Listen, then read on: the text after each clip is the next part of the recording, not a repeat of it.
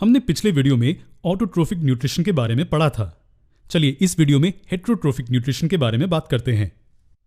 तो ये वो ऑर्गेनिजम्स हैं जो विभिन्न सोर्सेज से न्यूट्रिशन प्राप्त करते हैं। वो ऑटोट्रॉफ्स की तरह अपना खाना सिंथेसाइज नहीं कर सकते। एक पैरामीटर जिस पर हेट्रोट्रोफिक एनिमल्स क्लासिफाई किए जाते हैं वो है फूड सोर्स की मोबिलिटी।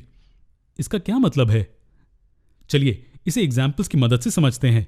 हर्बीवोरस एनिमल्स के केस में फूड का सोर्स स्टेशनरी होता है। स्टेशनरी का मतलब वो अपनी जगह से हिलता नहीं है। ये फूड सोर्सेज प्लांट्स और ग्रास हैं। लेकिन कार्निवोरस एनिमल्स के केस में फूड सोर्स मोटाइल होता है, यानी कि वो एक जगह पर स्थिर नहीं रहता। तो ये एनिमल्स को क्लासिफाई करने का एक सिंपल तरीका है। फूड सोर्स या तो स्टेशनरी होगा या मोटाइल। क्या इससे हम ये कह सकते हैं कि सभी एनिमल्स हेट्रोट्रोफ्स होते हैं? जी हां, बेशक। चलिए मैं आपसे एक और सवाल पूछता हूं। क्या इसका उल्टा भी सही होगा? मेरा मतलब है, क्या हम कह सकते हैं कि सभी हेट्रोट्रोफ्स एनिमल्स होते हैं? जी नहीं। हेट्रोट्रोफ्स का मतलब होता है वो ऑर्गेनिजम्स जो दूसरे सोर्सेज से न्यूट्रिशन प्राप्त करते हैं। तो एनिमल्स के अलावा क्या आप ऐसे ऑर्गेनिजम्स के बारे में सोच सकते हैं जो फूड के लिए दूसरे ऑर्गेनिजम्स पर निर्भर होते हैं? जरा सोचिए। जी हां, कई फंगाई के प्रकार इस कैटेगरी में आते हैं। लेकिन हम ये जानते हैं कि फंगाई ऑर्गेनिजम्स को नहीं मारते। वे मरे हुए और सड़ रहे ऑर्गेनिक मैटर से न्यूट्रिशन प्राप्त करते हैं। तो इसका मतलब यह है कि सभी हेट्रोट्रोफिक ऑर्गेनिजम्स को भी अलग अलग प्रकार में बांटा जा सकता है। चलिए न्यूट्रिशन प्राप्त करने के पैटर्न पर से इन प्रकारों को पढ़ें। ये एक और पैरामीटर है जिस पर हेट्रोट्रोफिक ऑर्गेनिजम्स को क्लासिफाई किया जा सकता है। पहली कैटेगरी है जिसमें ऑर्गेनिजम्स उनका खाना उनके शरीर के बाहर ब्रेक डाउन करते हैं और फिर वे ब्रोकन डाउन न्यूट्रिएंट्स को सीधे एब्जॉर्ब कर लेते हैं। ऑर्गेनिजम्स जैसे कि फंगाई इस कैटेगरी में आते हैं। ये प्लांट्स और एनिमल्स की डेड बॉडीज के ऑर्गेनिक मैटर को ब्रेक डाउन करते हैं, फिर वे इस ऑर्गेनिक मैटर को एब्जॉर्ब करते हैं। इस टाइप को सैप्रोफाइटिक न्यूट्रिशन भी कहा जाता है।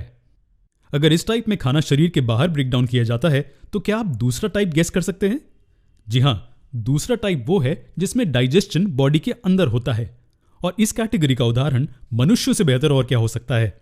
तो इस टाइप में हम जैसे ऑर्गेनिजम्स होते हैं जो होल फूड खाते हैं। इस खाने को फिर शरीर के अंदर ब्रेक डाउन किया जाता है, न्यूट्रिएंट्स को फिर ब्लड स्ट्रीम में एब्जॉर्ब किया जाता है और इसी के साथ फूड डाइजेशन का प्रोसेस कंप्लीट होता है। इस टाइप को होलोजोइक न्यूट्रिशन भी कहा जाता है। चलिए अब आखिरी टाइप के बारे में बात करते हैं। यहां दोनों केसेस में आपने देखा होगा कि न्यूट्रिशन का सोर्स हमेशा मरा हुआ होता है, यानी कि ऑर्गेनिजम्स या तो दूसरे ऑर्गेनिजम्स को मारते हैं या फिर पहले से मरे हुए ऑर्गेनिजम्स पर निर्भर करते हैं। लेकिन लास्ट टाइप जो हम देखने वाले हैं वो इससे अलग है। इस टाइप में ऑर्गेनिजम्स होस्ट को नहीं मारते, वे जीवित ऑर्गेनिजम्स में न्यूट्रिशन प्राप्त करते हैं। जी हां, आपने सही सुना। ऐसे ऑर्गेनिजम्स के एग्जाम्पल्स हैं लीचेस जो जंगल में पाई जाती हैं, या तो किसी किसी के सर में पाई जाने वाली जुएं। ऐसे ऑर्गेनिजम्स को क्या कहा जाता है? इन्हें पैरासाइटिक ऑर्गेनिजम्स कहा जाता है।